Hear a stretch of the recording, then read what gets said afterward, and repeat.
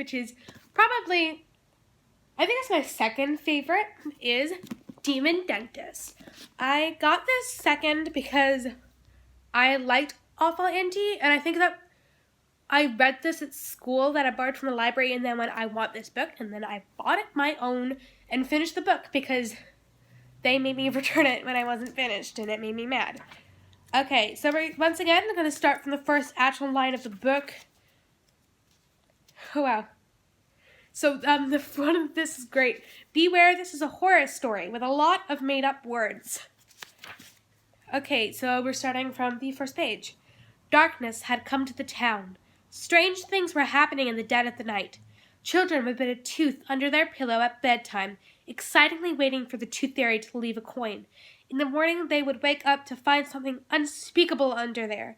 A dead slug, a live spider, hundreds of thousands of earwigs creeping and crawling beneath their pillow. Or worse, much worse, someone or something had come into their bedrooms in the hour of darkness, snatched the tooth, and left a blood-curdling call card behind. Evil was at work, but who was it behind it? How could they sneak into children's bedrooms without being seen? And what could they possibly want with all those teeth? Okay, so that's the first one, and this one has a blurb that I can read. Darkness had come to the town. Oh.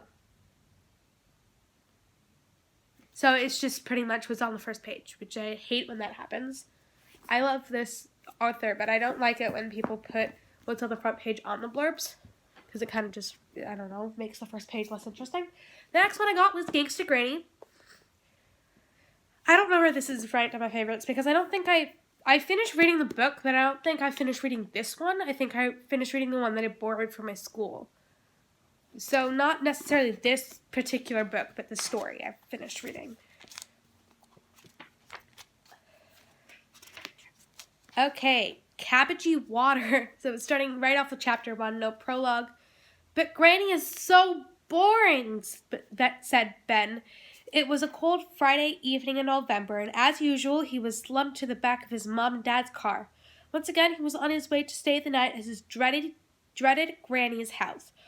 All old people are. Don't talk about your granny like that, said Dad weakly, his fat stomach pushed up against the steering wheel of the family's little brown car. I hate spending time with her, protested Ben. Her TV doesn't even work, and all she wants to do is play Scrabble. And she stinks as cabbage. So that's this. This one. Meet Ben's granny. She is very much your textbook granny. She has white hair, she has false teeth, she has used tissue tucked in her sleeve, and she's an international jewel thief. That is the blurb. So that's great. I'm actually not going to read. Oh yeah, actually the next one I am. Ratburger was the fourth one I got from David Walliams. This is my least favorite. Actually, wait. Yeah, I think this is my least favorite, tied with Thing, which will come later. I don't like it. I didn't like it when I first read it, and I purely got it because I wanted to get the main books that were out at the time, and this was one of them. I don't like it. I hate it a lot, and it's kind of creepy, so. Yeah, read the book. You'll understand why I said it's creepy, because it truly is. The hamster was dead. On his back, legs in the air, dead. With tears running down her cheeks, Zoe opened the cage. Her hands were shaking and her heart was breaking. As she laid Ginger Nut's little furry body down on the worn carpet, she thought she'd never smile again. Sheila! Called Zoe as loudly as she could, despite her father's repeated pleas. Zoe refused to call her stepmom. Mom she had never had. Okay. So, it gets a lot worse than a dead hamster, but okay. Okay, so this is my favorite. This is my absolute favorite one. And I'm actually going to save it to the end because I'll explain then why it's my favorite. It just is. Mr. Stink is the sixth book that I got. Mr. Stink, I seen the movie, and I went to a stage production of Mr. Stink a couple years ago. So that's kind of cool. I've also seen the movie for most of these books. Like all of the ones that have movies for them, I have seen. Okay, let's go to the first page, if I can find it. Which I didn't think was going to scratch and sniff, chapter 1. Mr. Stink stank. He also stunk. And if it is correct English to say, he stinked. And then he stinked as well. He was the stinkiest stinky stinker who ever lived. A stink is the worst type of smell. A stink is worse than a stench. And a stench is worse than a pong. And a pong is worse than a whiff. And a whiff can be enough to make your nose wrinkle. It wasn't Mr. Stink's fault he stunk. He was a tramp after all. He didn't have a home, and he never had the opportunity to have a proper wash like you and me. And after a while, he smelled. So, first line of that. I don't know how I feel about that one. Billionaire Boy was the next one I got. I think it's the 7th, but I don't know because I'm bad at math and I can't keep track. I haven't been reading the blurbs for Ratburger and Mr. Stink, so I'll go do that now. Actually, no, not Ratburger, because it's shit. No one likes it. Okay, so I'm just going to read the blurb for Mr. Stink, because I don't want to go back all the way back to Ratburger, even if it is just one book back. Chloe is just about the loneliest girl in the world, but then she meets Mr. Stink, the local tramp. Yes, he smells a bit, but he's the only person who's ever been nice to her. So when Mr. Stink needs a place to stay, Chloe decides to hide him in the garden shed. But Chloe's about to learn some secrets have a way of leading to a disaster. And speaking of secrets, there just might be more to Mr. Stink than meets the nose. Okay, so Billionaire Boy. I think I'm going to start reading the blurb before the page, because that's why. Just because. Meet Joe Spud, the richest 12-year-old boy in the world. Joe has everything he could ever want. His own Formula One track racing car, 1,000 pairs of trainers, even an orangutanian for a butler. Yes, Joe has everything he wants, but there's just one thing that he really, really needs. A friend. Okay, let's get into... Yeah. I can find it. I understand that authors want to thank people, but holy crap. Meet Joe Spud. Okay, I think I'm going to read the third because this is just kind of 3 words on the first page, so I'm going to read the second as well.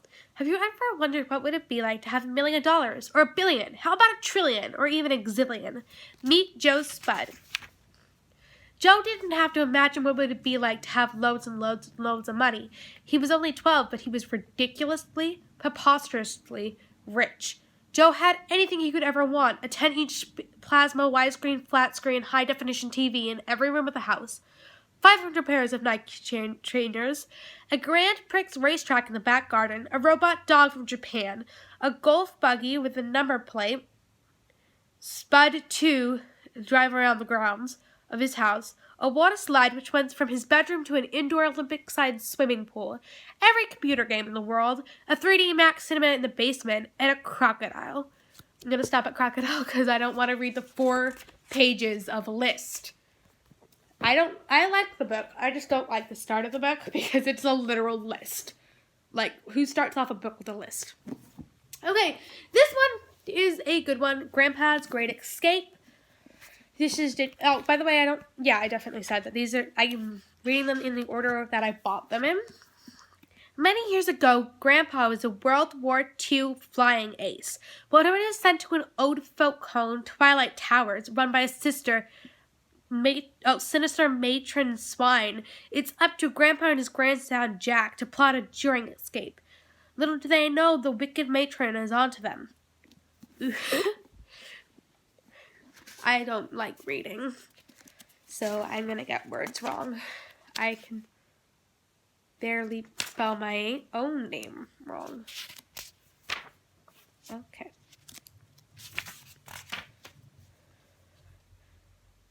This is the tale of a boy called Jack and his grandfather.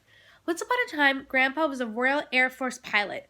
During World War II, he flew a Spitfire fighter plane. Our story is set in 1983. This was the time before the internet and the mobile phones with the computer games that could be played for weeks on end. In 1983, Grandpa was already an old man, but his grandson Jack was just 12 years old. So that's how that one starts. So, great. Okay, the next one is The Midnight Gang, and now that I'm thinking about it, I never read this. So, I guess I'm putting that on my list of things to do because I've actually never read this and I didn't know I had it. So, yeah. I think the only reason that I know that I got this before the next ones is because I only just bought the other ones. Like, recently. Oh, more thank yous, but in a prettier setup. Oof. Okay. We're starting straight up with the characters, which doesn't usually happen. There's no dialogue before them.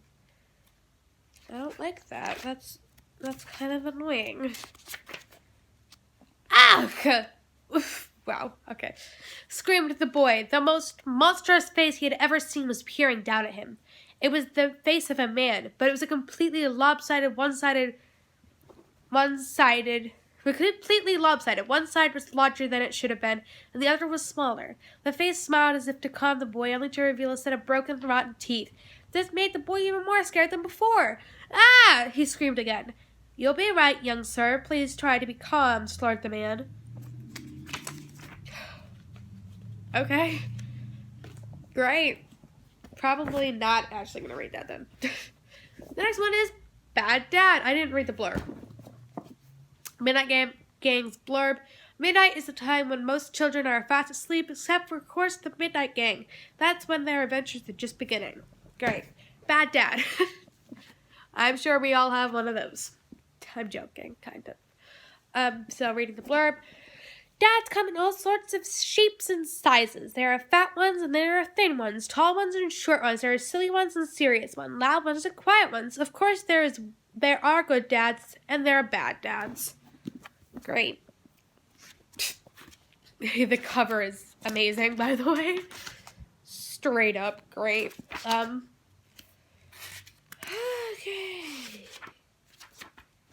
I can't find the first page. Oh, is this like a... God, this is a thing now. They're all starting the books with just the characters, no dialogue or anything.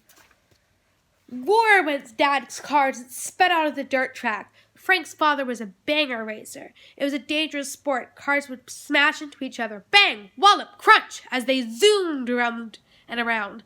Dad raced an old Mini that he had souped up himself. He had painted a Union Jack on the car and named her Queenie, after a lady he admired, Her Majesty the Queen. The car became as famous as the racing circles as Dad's Queenie's engine made an unmistakable sound like a lion's roar. Great.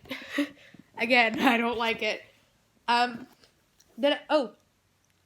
Then the next one is These Two, which is the world's worst children. It just says, please, please, please, 1,000 pleases more, and yet one more please do not read this book. Great way to start off, man. Great way to start off. Oh, this is a different material than all the other books' pages. I like this one now. I like this one more than I liked the old one. Because, oh my gosh. Dribbling Drew. Once upon a time, there was a boy named Drew, who dribbled a lot. This wasn't just a normal, everyday dribbling, the old gobble-goop running down your chin. No, this was dribbling on an industrial scale. There was a boy who could dribble a liter upon a dribble a day. Great. Wow, the starts of them are getting worse as I go on. World's worst children. Do you find nice children boring? Do you want to meet the world's worst children in the whole wide world? I thought you might step inside. This is not telling you not to read the book. That's advertising right there. Just don't. Okay, you will regret it. Ugh. Oh gosh. There are so many pages before the first page. Okay. Humbert the Hungry Baby. Oh my, exclaimed the midwife when she delivered the baby. It was the biggest toot the lady had ever seen in many years of delivering them. He plopped onto the floor of the hospital like a beached whale. Oh my world, cried the father. Great. Okay, so this is the one that I have never read, and I'm probably never going to because it already looks stupid just from the cover. The story of a child who had everything but still wanted more. Just one more thing. Okay, let's get this over with. Sometimes perfectly nice parents have children who are monsters. Meet the Meek. This is Father Mr. Musical Meek, and his name's just Mr. Meek is a mild-mannered man. He likes to wear socks with his sandals and would not dare to eat a peach in public. Mr. Meek works as a librarian. He loves libraries as they are quiet like him. Boo. Sorry, but just, it's so, I can't, it's bad. Okay, now my favorite. This is my favorite, and I love it. It's amazing. Boy in a Dress. Boy in a Dress is my favorite. I don't know why, necessarily. It just is. As far as I'm concerned, this boy, who went to school wearing a dress, not once, was called a horrible homophobic slang at any point. He was just chillin'. And yeah, I think he ended up getting in trouble for wearing a dress, but I don't care. He be chillin', and he is very confident in himself to want to go to school wearing a dress. And yo, Dennis. Dennis is awesome. We love him. So number 1, no hugging. Dennis was different. When he looked in the mirror, he saw an ordinary 12-year-old boy, but he felt different. His thoughts were full of color and poetry. Though his life could be very boring, the story I'm going to tell you begins here, in Dennis's ordinary house on an ordinary street in an ordinary town. His house was nearly exactly the same as all the others in the street. One house had a double glazing, another did not. One had a gravel drive, another had a crazy paving. One had a Vauxhall Caviar in the drive, and another a Valhall Astra. Tiny differences that could only be pointed out the sameness of everything. Yes. Oh, anyway, that has nothing to do with the actual book, but it's just a good book. Dennis lives in a boring house in a boring street in a boring town, but he's about to find out that when you open your mind, life becomes everything but boring. You'll laugh, you'll cry, and once you meet Dennis, he'll live with you forever. It's a good book. I don't know if I showed. So this is not the last one I got. I got it after Gangsta Granny. It's the 4th one I got, but it is my favorite. I think that after reading Demon Dentist, I didn't want Gangsta Granny first. I wanted this one first. Then I got Gangsta Granny anyway, because when I went into the bookshop, that's not in my town anymore. They didn't have it, so we pre-ordered this one and waited for it whilst we got that one in the meantime. So yes, I love it. It's my favorite. This is probably one of the only books that I have read more than 4 times without being bored and not reading the whole thing. It's a good book, and I like it. It's awesome. I might even one day, if I'm bored enough, read the entire book for a video, because I'm not popular enough to ever get copyrighted, so who cares? So, yeah, that was me reading to you all of the books that I have here. David Walliams. I currently have 1, 2, 3, 4, 5, 6, 7, 8, 9, 10, 11, 12, 13 David Walliams books here. I have more somewhere. I'm sure I do. I'm pretty sure I definitely have at least one more. I don't remember. I have the 3rd one for Worst Children. I don't know where it is because it wasn't on my bookshelf. But I have it somewhere, and I don't know where, and it's annoying, but I'll find it eventually. Okay, so yeah,